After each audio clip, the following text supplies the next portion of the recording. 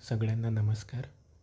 Public administration optional question paper 2023 paper 1 या lecture सिरीजमध्ये तुमचं सगळ्यांचं स्वागत आहे.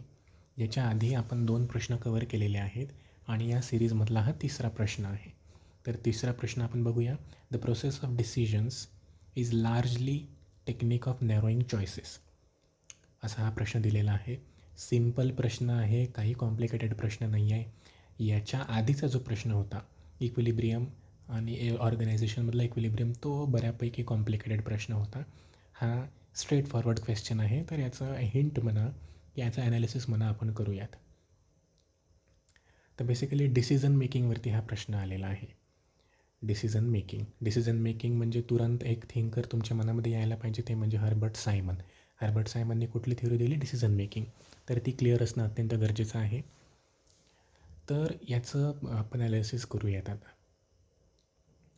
उदाहरणार्थ, तुम्ही एका शाळेचे प्रिन्सिपल आहात. इमॅजिन करा की तुम्ही एका स्कूलचे प्रिन्सिपल आहात आणि तुम्हाला एका शिक्षकाची कंप्लेंट मिळती आहे की पर्टिक्युलर हा टीचर उशिरा येतो आहे स्कूलमध्ये.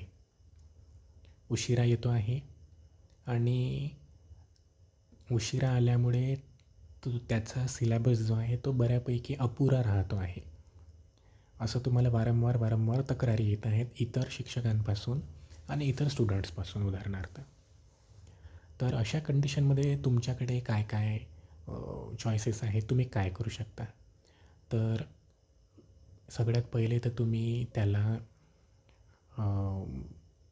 मीटिंग घेऊन त्याला त्याची चूक लक्षात आणून देऊ शकता की स्कूलचा टायमिंग जो आहे तो पर्टिक्युलर या टायमिंगला आहे, तर तुम्ही नियमाप्रमाणे त्या टायमिंगला हजर असलं पाहिजे. म्हणजे तुम्ही त्याला वॉर्निंग देऊ शकता नॉर्मल शब्दांमध्ये. दुसरं तुम्ही करू शकता की त्याला थोडं कठोर शब्दांमध्ये वॉर्निंग देऊ शकता. तिसरं तुम्ही करू शकता की त्याची कंप्लेंट हे आणखी सिनियर किंवा आणखी उच्चपदस्थ अधिकाऱ्याकडे तुम्ही करू शकता. चौथी गोष्ट आहे, तुम्ही त्याला डायरेक्ट सस्पेंड करू शकता. पाचवी गोष्ट आहे की तुम्ही त्याच्या विरोधात शिस्तभंगाची कार्यवाहीसुद्धा करू शकता. म्हणजे असे 4 ते 5 अलग ऑप्शन्स तुमच्याकडे आहेत. आता तुम्हाला ही जी कंप्लेंट तुमच्याकडे आलेली आहे पर्टिक्युलर शिक्षकाबद्दल, तर त्याच्यावरती तुम्हाला जो आहे तो निकाल तर द्यायचाच आहे, त्याचं तुम्हाला सोल्युशन तर काढायचंच आहे. प्रॉब्लेम आहे, प्रॉब्लेमचं सोल्युशन बिईंग एक अधिकारी तुम्हाला करायचंच आहे.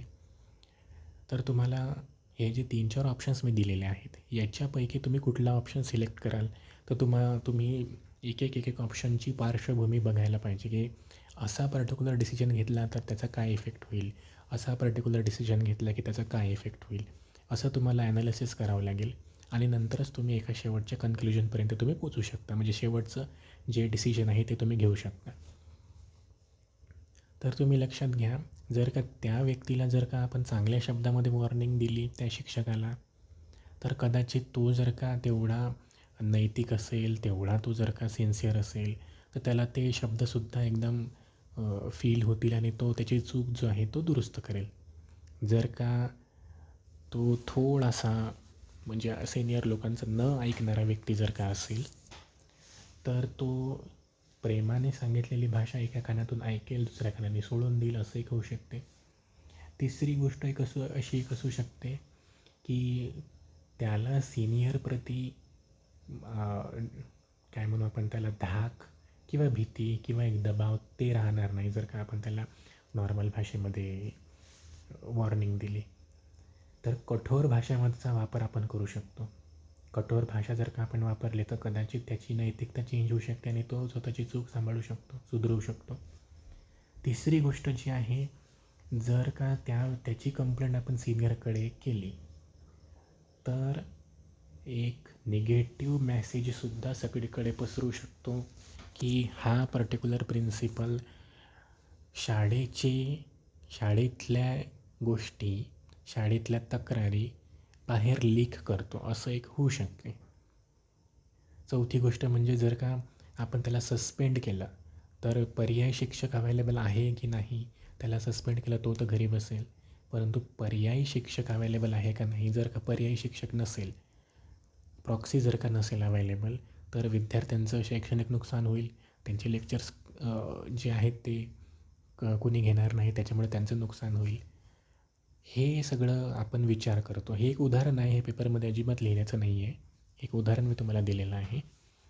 म्हणजे डिसिजन एखादा पर्टिक्युलर घेतेवेळी असं रँडमली आपण कुठलाही डिसिजन घेत नाही, तर प्रत्येक डिसिजनचे जे काही आस्पेक्ट आहेत ते आपण बघतो.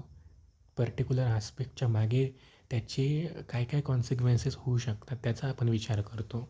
आणि सगळ्या गोष्टींचा विचार केल्यानंतर जे बेस्ट पॉसिबल, बेस्ट सुटेबल जे निर्णय असेल, जे डिसिजन असेल ते आपण घेऊ शकतो.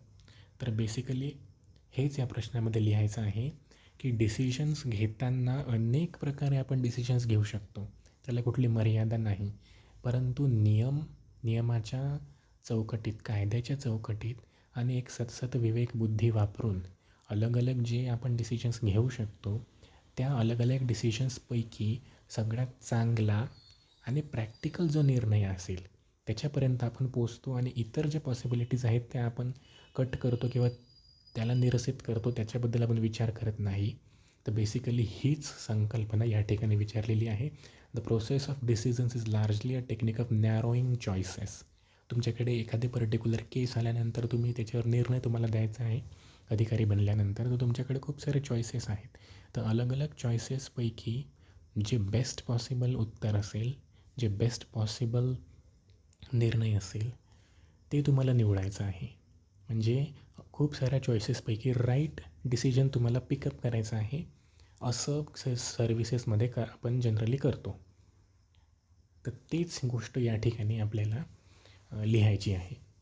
तर 150 वर्ड्समध्ये मला वाटतं एवढंच लिहिलं जाईल. उदाहरणं देऊन मी नेहमी प्रश्नांची उत्तरं लिहित असतो. तर उदाहरण तर पेपरमध्ये नाही लिहायचं आहे. याचे डिटेल जे उत्तर जर का तुम्हाला हवं असेल तर तुम्ही मला कमेंट करू शकता की त्याचे डिटेल डायरेक्ट डिक्टेशन देऊन ॲन्सर कसं लिहायचं. एका 10-15 मिनटाच्या व्हिडिओमध्ये फक्त या प्रश्नाचं जे आहे ते हिंटच देऊ शकल्या जाईल. तर मला असं वाटतं या प्रश्नाचं उत्तर आपण बऱ्यापैकी लिहिण्याचा प्रयत्न केलेला आहे. पब्लिक ॲडमिनिस्ट्रेशन ऑप्शनल हा ऑप्शनल जो आहे तो इतका रेलेवंट आहे की हा ऑप्शनल प्रत्येकाने घेतलाच पाहिजे.